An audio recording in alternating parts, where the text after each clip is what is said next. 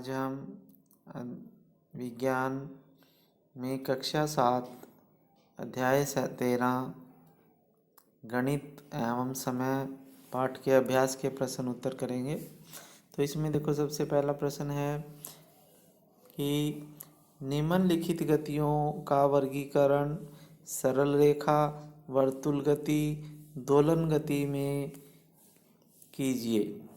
तो इसमें देखते हैं, हमारे पास सबसे पहले है, हम यहाँ पे देखेंगे दौड़ते समय आपके हाथों की गति। जब हम दौड़ते हैं तो हमारे हाथों की गति जो होती है दोलन गति या आवर्ती गति होती है। तो इसमें दोलन या आवर्ती गति आएगा।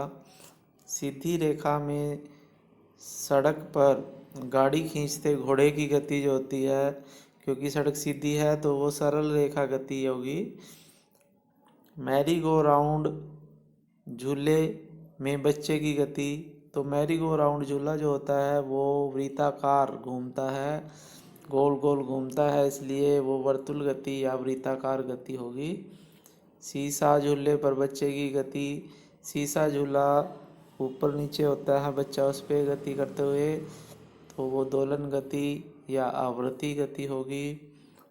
विद्युत घंटी के हथौड़े की गति, विद्युत घंटी में जो हथौड़ा होता है, जो विद्युत घंटी की में लगी धातु की कटोरी से बार बार टकराता है, तो वो दोलन गति या आवर्ती गति है।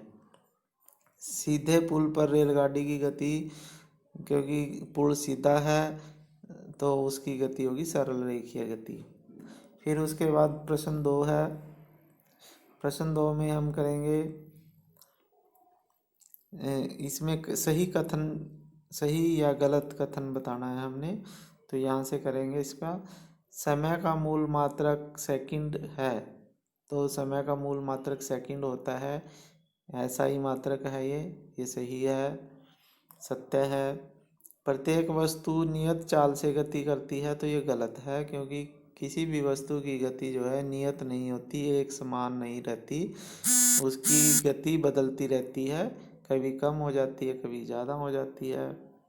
फिर है, दो शहरों के बीच की दूरियां किलोमीटर में मापी जाती हैं, तो ये सही है, क्योंकि दो शहरों के बीच की दूरी लंबी होती है और ज़्यादा बड़ी दूरी को हम किलोमीटर में मापते हैं।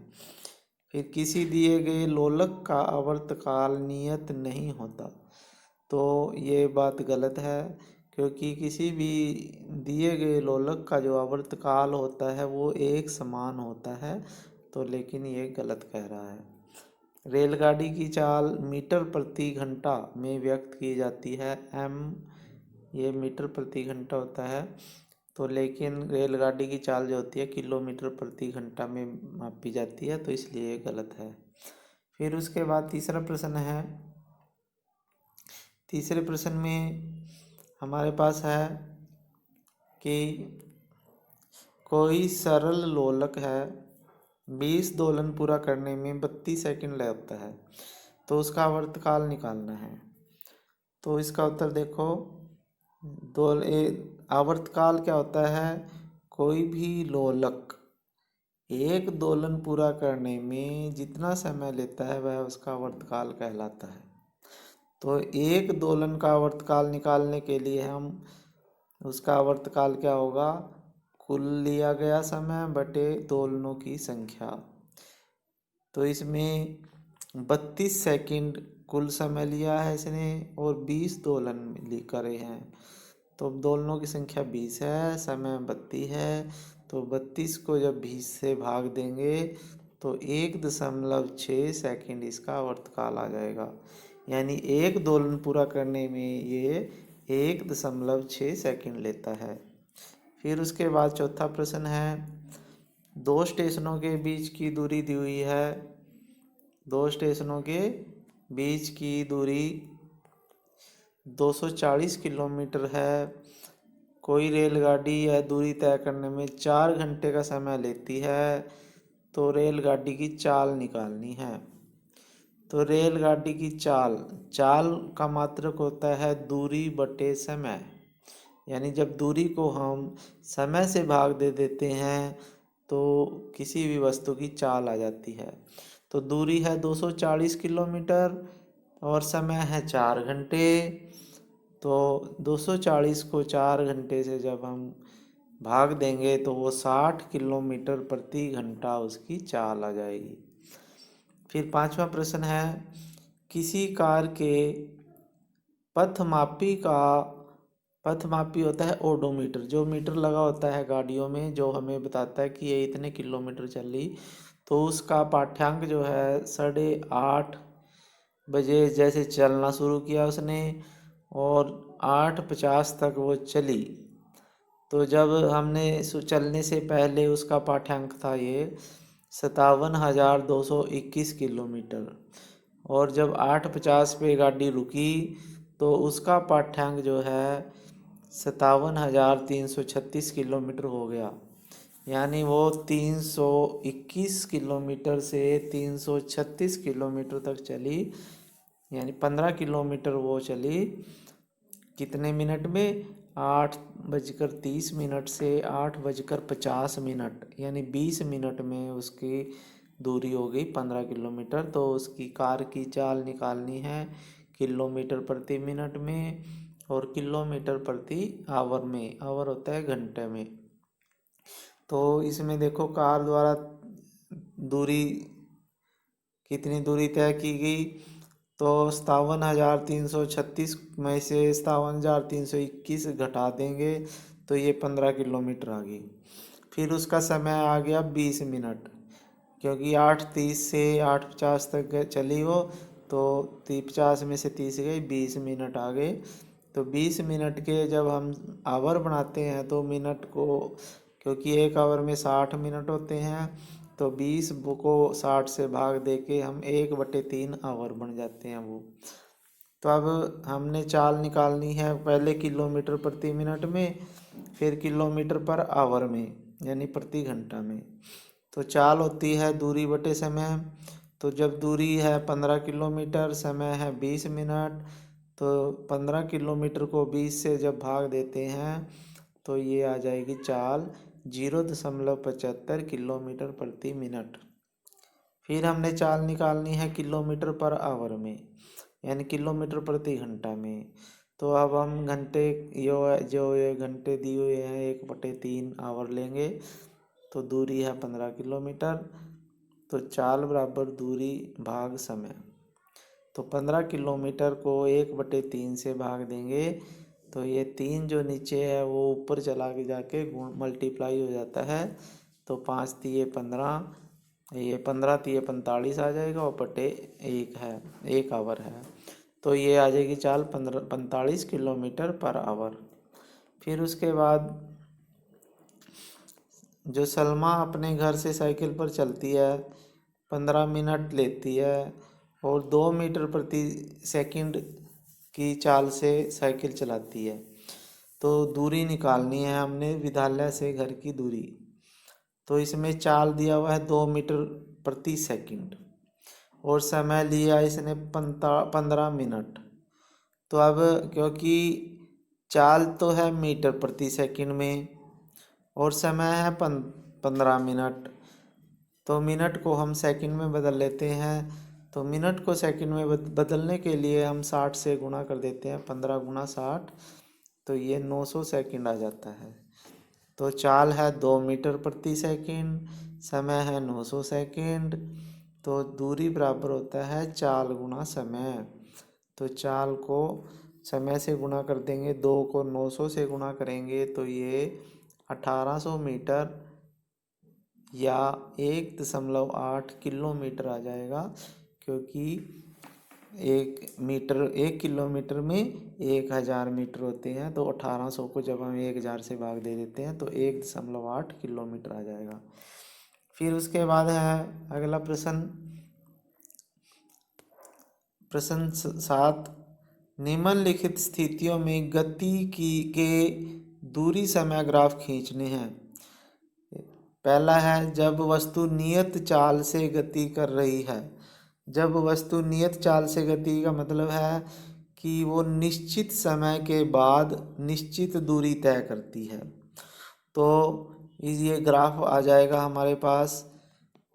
इसमें देखो ये है हमारे पास पहला ग्राफ, तो ये नियत चाल से गति करती कार है।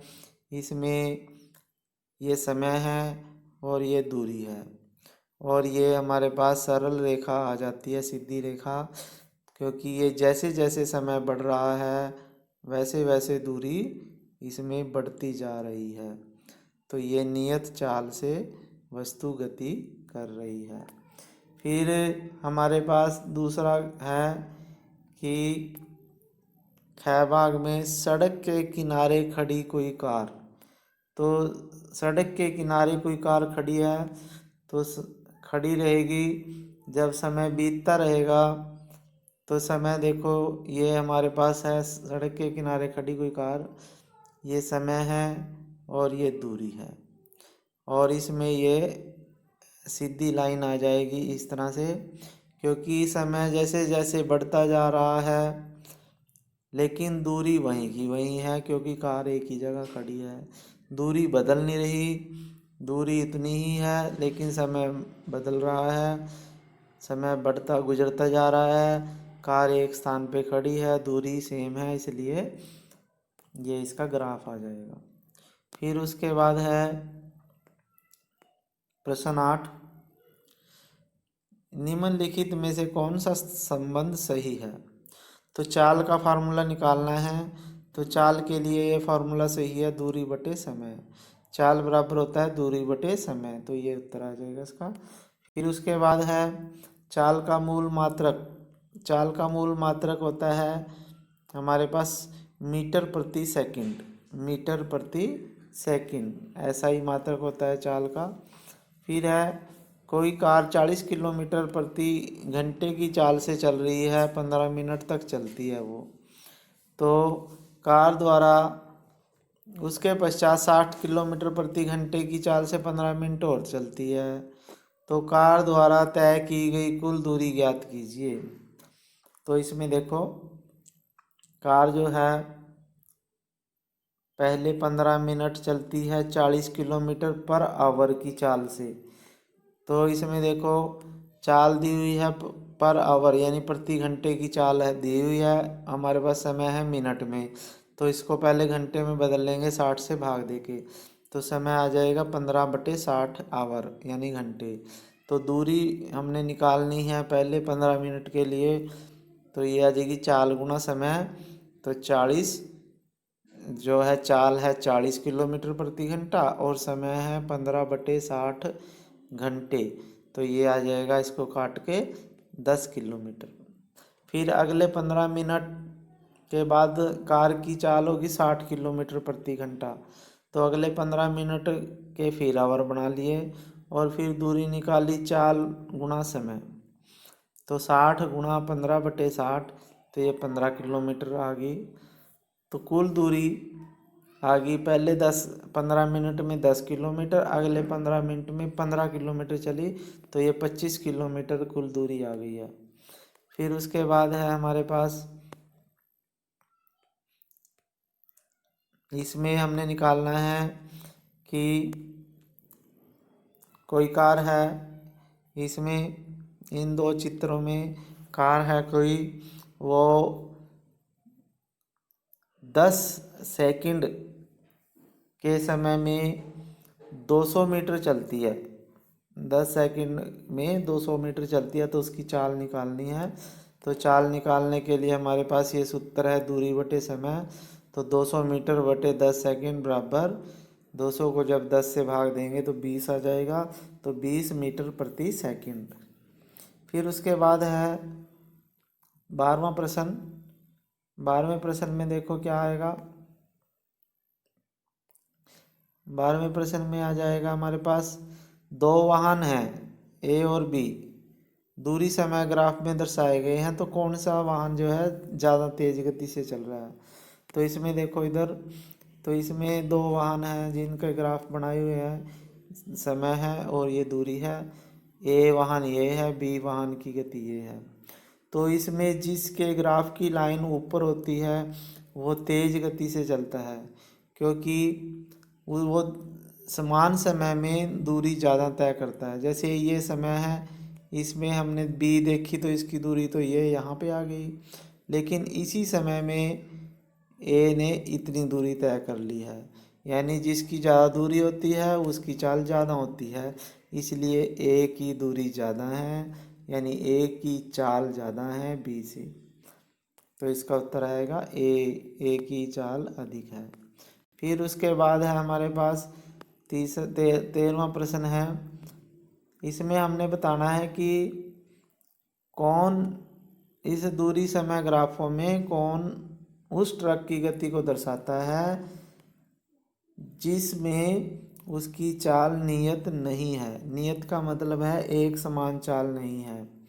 तो एक समान चाल जिसकी नहीं होती उसका ग्राफ कभी भी सीधा रेखा में नहीं होता। तो अब देखो, इसमें भी सीधी रेखा है, इसमें भी सीधी रेखा है, इसमें भी, लेकिन इसमें सीधी रेखा नहीं है। तो इसलिए ये ग्राफ जो है उस ट्रक को दर्शाता है जिसकी चाल नियत नहीं है। तो इसमें हमारे पास सी आ जाएगा, यानी तीसरा जो है उसका चाल आ जाएगा उत्तर 23। फिर इसमें हम अभ्यास के प्रश्न हो गए हैं।